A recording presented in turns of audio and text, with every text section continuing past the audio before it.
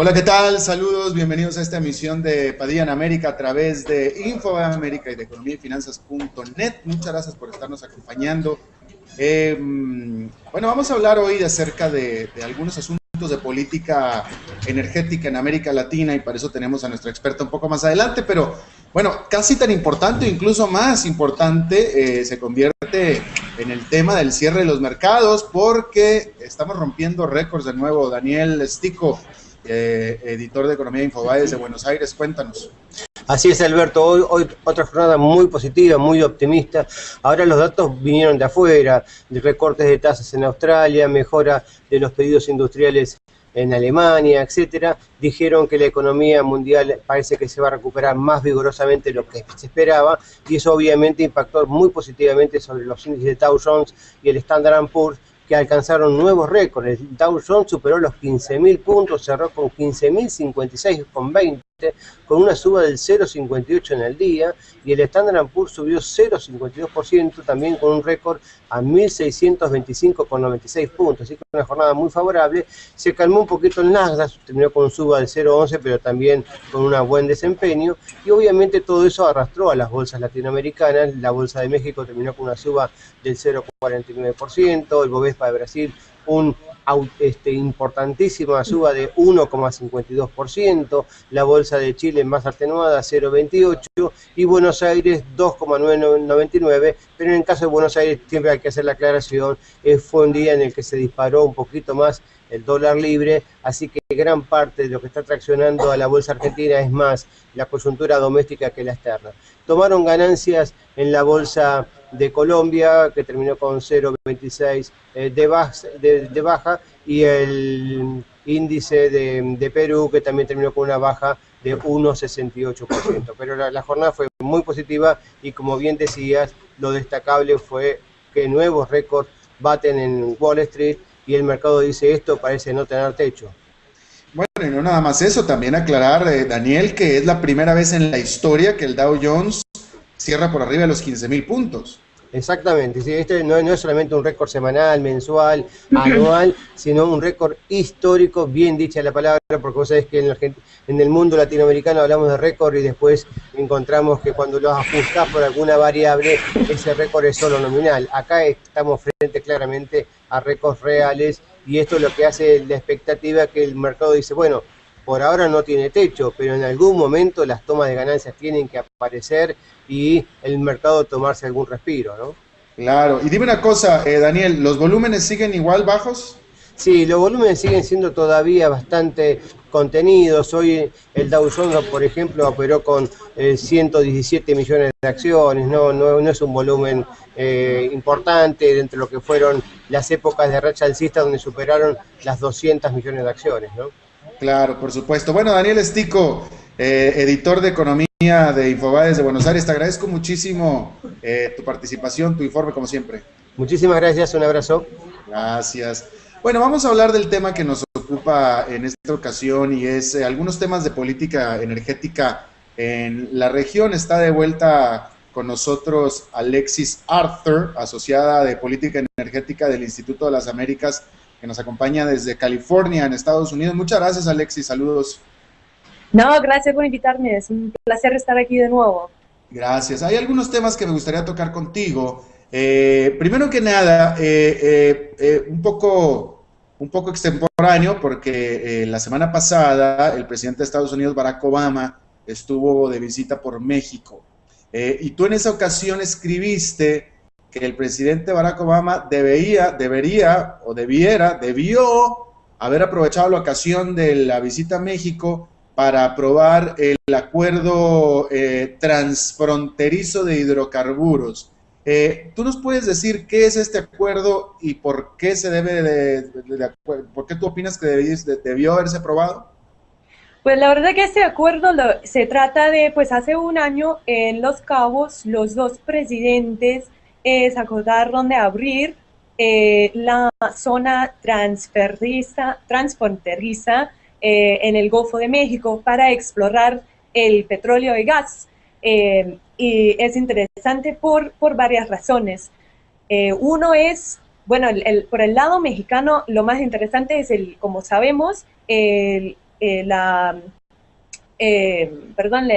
todo el sector petrolero, todo el sector energético de México está controlado por un monopolio que es el Pemex. Claro. Y desde hace varias décadas no deja ningún acuerdo con compañías extranjeras. Desde el 2008 se abrió un poquito con algunos contratos, pero permiten contratos de servicios entre compañías extranjeras y el Pemex para explorar en México, claro, en el territorio mexicano.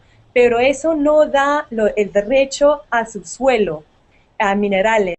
Y eso y a través de eso no ha permitido, realmente no ha incentivado ningún acuerdo en exploración y producción.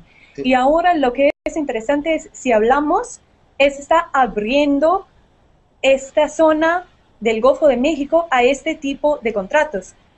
Únicamente, claro, con compañías estadounidenses, pero está abriendo por primera vez la opción de joint ventures entre compañías mexicanas, entre Pemex y compañías estadounidenses. Pero dime una cosa, para entenderlo yo, ¿a qué se refiere con que es un acuerdo transfronterizo? ¿Por qué es transfronterizo? Porque Estados Unidos, por su cuenta y por su lado, puede explorar y explotar el petróleo que está en sus aguas del Golfo de México y ya. Hay un moratorio sobre una zona por ambos lados de la frontera del Golfo de México, que no está permitido explorar por ningún país. Eso está abierto a ambos lados de la frontera. ¿Y por eso es transfronterizo el acuerdo, para que se explore esa área, esa zona? Claro, esa zona. Esa zona, por eso que transfronteriza. ¿Y por qué razón en este momento o hasta antes no se podía explorar en esa zona? Por razones políticas que desde hace mucho tiempo, por ejemplo, mi colega Jeremy Martin lo llama el efecto popote, que los mexicanos tienen miedo de que las compañías estadounidenses están robando el petróleo mexicano, claro, por debajo de la tierra, ¿verdad? Y eso, claro, es como la razón política común que no ha permitido la exploración de este tipo de zona en el pasado. Claro, bueno, ¿y se acordó, se renovó, se va a dar para adelante con este acuerdo? En este momento en México lo ratificó de inmediato. En los Estados Unidos no han hecho nada durante un año por varias razones, varias razones políticas, pero en las últimas semanas hemos visto algún interés de nuevo en el acuerdo. Hemos visto una propuesta legislativa en el House of Congress, ¿verdad?, en los Estados Unidos, que tiene apoyo tanto de republicanos como demócratas para acordar eso. Pero hay también una incertidumbre legal sobre si es un tratado o un acuerdo que se requiere, claro, se requiere es un tema suficientemente complicado, pero ahora están dando pasos positivos hacia Dime una cosa, a mí me preocuparía la motivación que tuviera el Congreso de Estados Unidos, o hablemos de Washington en general, en llevar a cabo este acuerdo transfronterizo en el Golfo de México, dado que de todos modos parece ser que está sobrando el petróleo en Estados Unidos, nada más con el puro shale. No, la verdad es que los Estados Unidos, el beneficio para los Estados Unidos no es el petróleo per se, porque los Estados Unidos sí tienen tantas reservas. Lo bueno para los Estados Unidos es un paso positivo en el tema de colaboración con México. No tiene nada que ver con el crimen, ni drogas, ni inmigración, ni todos esos temas tan polémicos entre los Estados y México. Es prácticamente un paso positivo, puramente positivo, que da la opción y que da paso a mayor colaboración entre los gobiernos de México y los Estados Unidos, y también puede dar por ejemplo, para los grupos ambientales, va a regular mejor la exploración de esa zona, porque los estándares van a aplicar también a la compañía, a Pemex en esa zona. Va a mejorar la relación. Ahora, pregunto, ¿es un supuesto o es un hecho de que en esta zona hay mucho petróleo? Es un supuesto. Ok. Se cree que hay mucho petróleo. Se cree que es suficiente. Ya. Pero lo bueno es más algo político que realmente algo que se requiere México y los Estados Unidos para su seguridad energética, digamos. Entonces, ¿por qué tú opinas, por qué opinaste que se debería de, es decir, me parece que para ti o para ustedes es importante que se haya renovado este acuerdo? Sí, es importante para nosotros porque, como le dije, para hacer algo positivo en la relación entre los Ya, Estados Unidos y ya, México. Ese ok, es el primero. ya. Y luego la cuestión de estándares y regulación en el Golfo de México. Claro. Ahora, oye, dime una cosa, ¿qué nos puedes comentar acerca del tercer país que comparte el Golfo de México? Porque no nada más es México y Estados Unidos, también está Cuba. Y Cuba estaba haciendo exploraciones en sus aguas del Golfo de México para buscar petróleo. ¿Qué hay? ¿Nos puedes hablar acerca de eso? La verdad es que no hay mucha información sobre qué hay en esa zona. Y no es solo Cuba tampoco, hay varios países en la zona Caribe que están ahora explorando en las aguas por la misma preocupación de que hablamos la vez pasada por la falta de seguridad energética en esa zona, pero la verdad es que yo no es mi especialización y no hay mucha información fija o viable sobre lo que está pasando con Cuba. Ya, para agotar el tema de México, si me permites, Alexis, un comentario, por supuesto que te voy a pedir nada más una opinión porque todavía no se sabe tampoco, hay poca información, pero México se sabe que está tratando de impulsar una reforma energética. Todavía no se sabe qué va a haber, todavía el presidente Peña Nieto tiene que presentarla, pero yo sé que ustedes son estudiosos del tema. ¿Tú puedes decir qué es lo que ustedes esperarían o qué es lo que ustedes están esperando de esta reforma, que puede ir desde algo muy pequeñito hasta muy grande la reforma, puede ser algo muy amplio?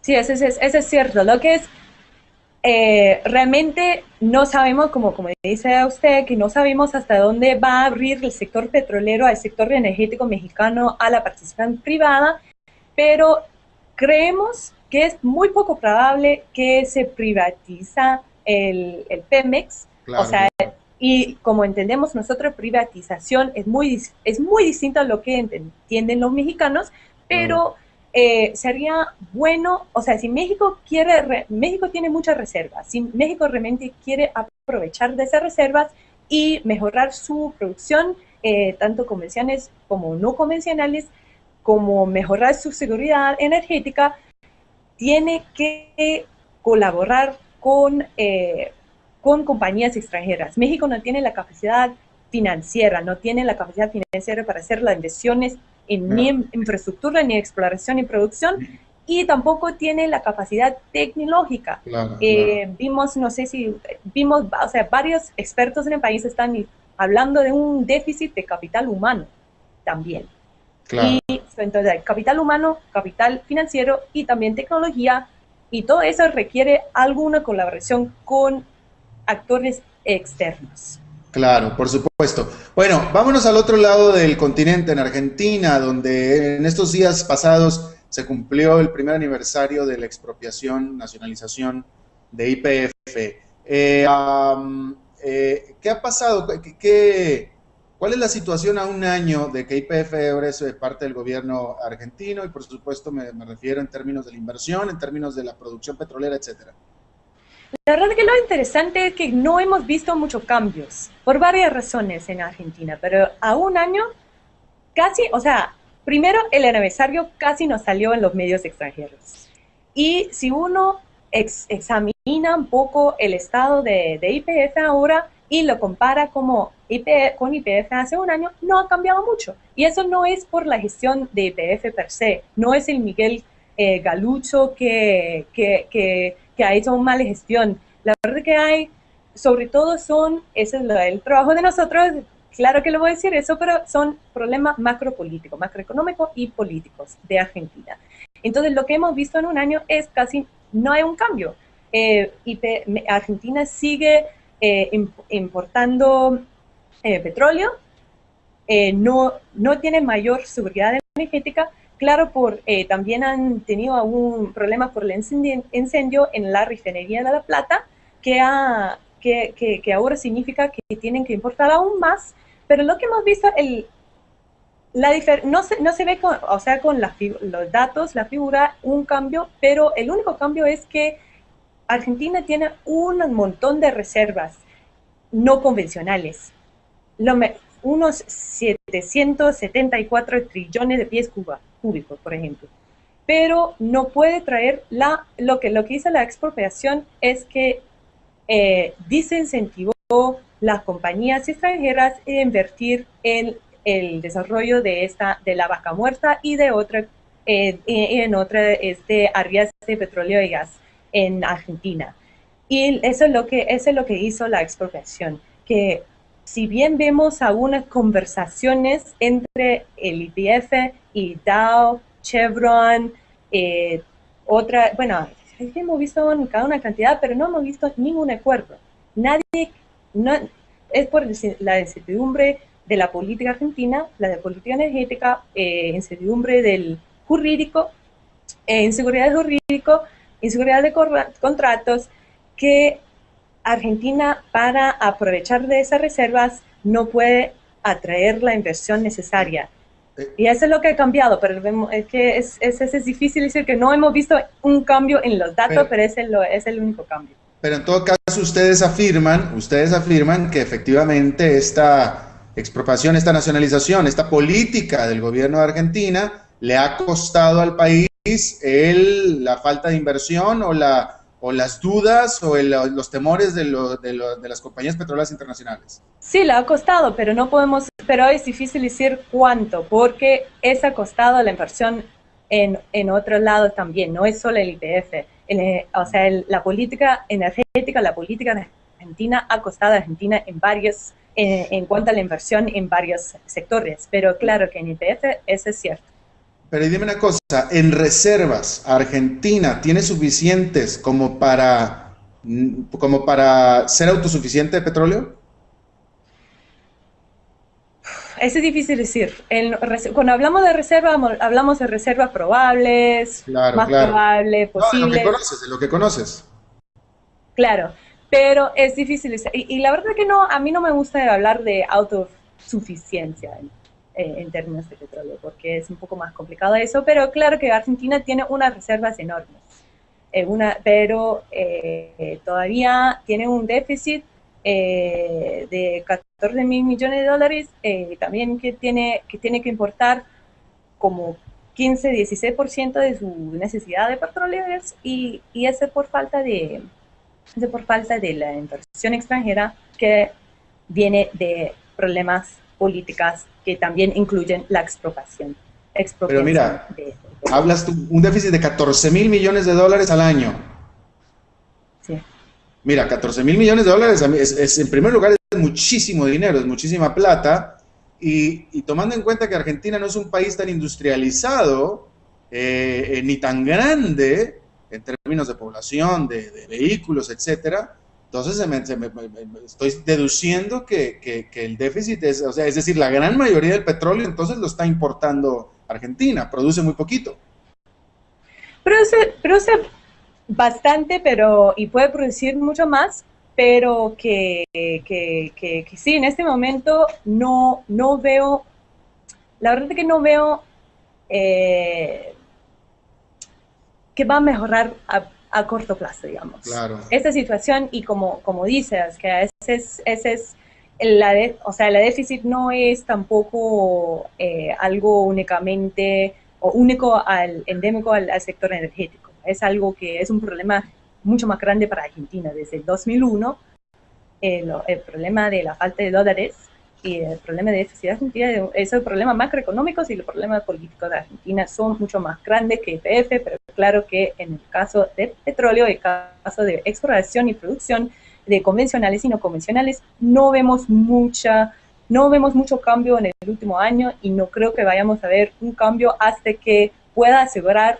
alguna seguridad jurídica, política para Es para decir, las compañías extranjeras. Es decir, estás diciendo que no ves tú posibilidades en el futuro, cercano cuando menos, de que aumente la inversión y por tanto la producción de petróleo en Argentina.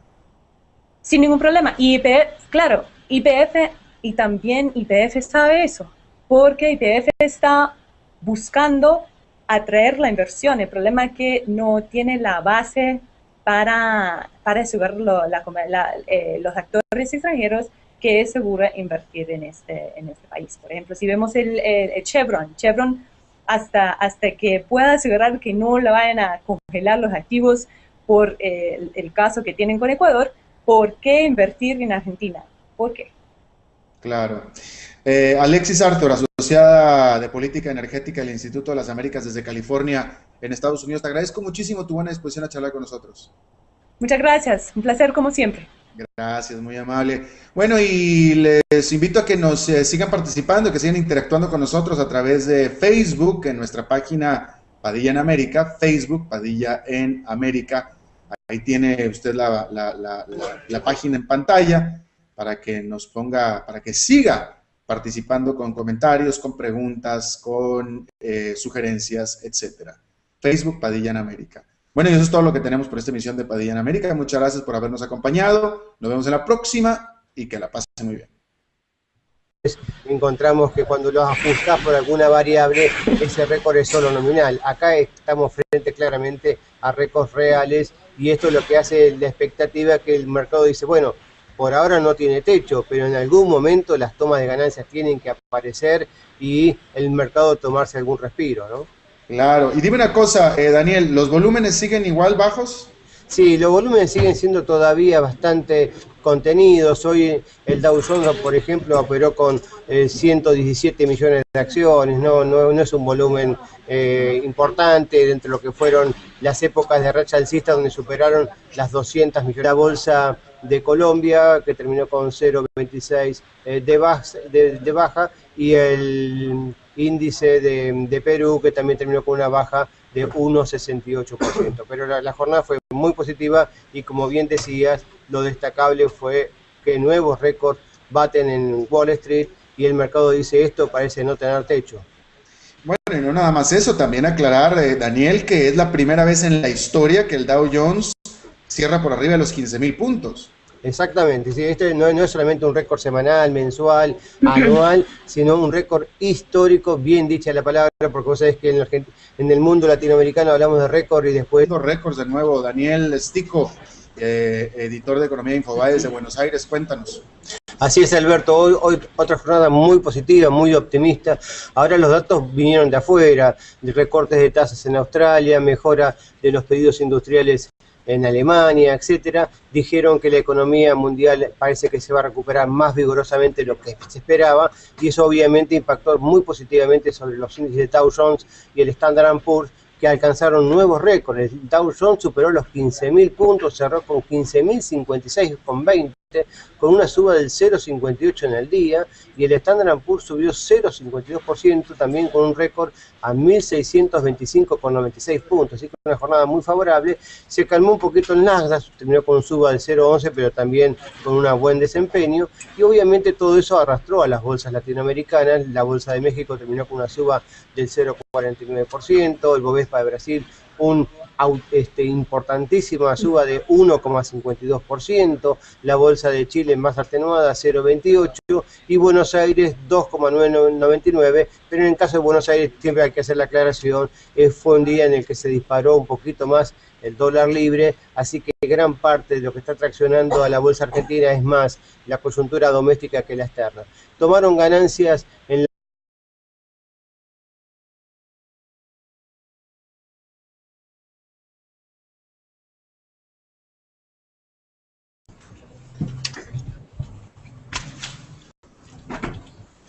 Hola, ¿qué tal? Saludos, bienvenidos a esta emisión de Padilla en América a través de Infobae América y de Economía y Finanzas.net. Muchas gracias por estarnos acompañando.